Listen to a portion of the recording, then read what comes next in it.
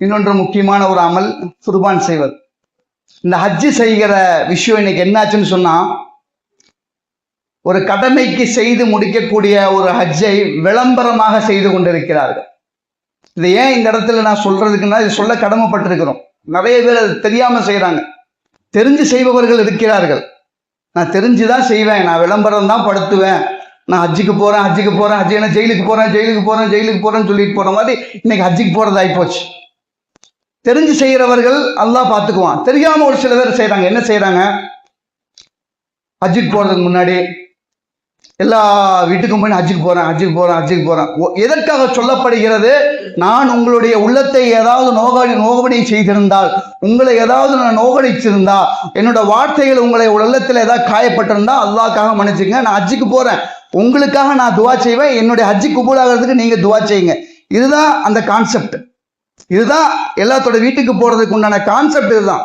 ஆனா இதை தாண்டி நான் ஹஜ்ஜுக்கு போறேன், இந்த வருஷம் நான் 8 லட்ச ரூபா கொடுத்து ஹஜ்ஜுக்கு போறேன், டீலக்ஸ்ல போறேன், பிரீமியம்ல போறேன், ஹில்டன் பேக்கேஜ்ல போறேன், இப்படியாக விளம்பரம் செய்வது.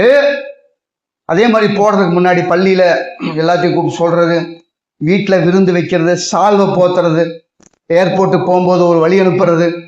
ஏர்போர்ட் நல்ல வேலை பொள்ளாச்சியில் ஏர்போர்ட் இல்லை, கோயம்புத்தூர் ஏர்போர்ட்லாம் பார்த்தா ஹஜ்ஜிலேருந்து வெளியே வரும்போது ஆஃபீஸெல்லாம் தெரிச்சு ஓடிடுவாங்க. அப்படியே இவர் என்னமோ அப்படியே ஒரு பெரிய ஒரு சாதனை படித்து வந்த மாதிரி வெளியெல்லாம் மாலையோட அந்த சால்வை போத்துறதுன்னா, மாலை போடுறதுன்னா, ஒரு அல்லாஹ் அக்பர் சால்வை போடும்போது எதுக்கு ஜிஹாதா பண்ணிட்டு வந்துட்டாரு, போருக்கா போயிட்டு வந்துட்டாங்க, ஹஜ்ஜுக்கு தானே. அவருடைய பாவத்தை கழித்து வந்திருக்கிறார். யார் தூய்மையான ஹஜ்ஜு செய்கிறார்களோ அவர்களுடைய எல்லா பாவங்களையும் அல்லாஹ் மன்னிக்கிறான். அன்று பிறந்த பாலகனை போல அவர் மாறிவிடுவார் என்பதாக அல்லாஹ்வுடைய தூதர் நபிகள் நாயகம் ஸல்லல்லாஹு அலைஹி வஸல்லம் அவர்கள் சொல்லியிருக்காருன்னு சொன்னா, அந்த அமலை எந்த அளவுக்கு நான் கண்ணியமாக செய்யணும்.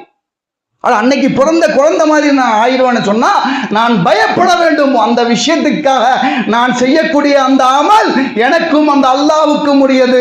அதை அல்லாஹ் அங்கீகரிக்க வேண்டும், அதை அல்லாஹ் ஒப்புக்கொள்ள வேண்டும், அதை அல்லாஹ் ஏற்றுக்கொள்ள வேண்டும். அதுல ஒரு சின்ன தவறு கூட வந்துடக்கூடாது. பயப்படணுமா இல்லையா? ஆனா நம்ம என்ன செய்யறோம்? அதை ஒரு விளம்பரமாக ஆக்கிக் கொள்கிறோம். இரண்டாவது, இந்த குர்பான் கொடுப்பது. இன்னைக்கு நம்ம ஊர்ல செய்யக்கூடிய பெரிய சேட்டை என்னன்னா இந்த குர்பான் தான்.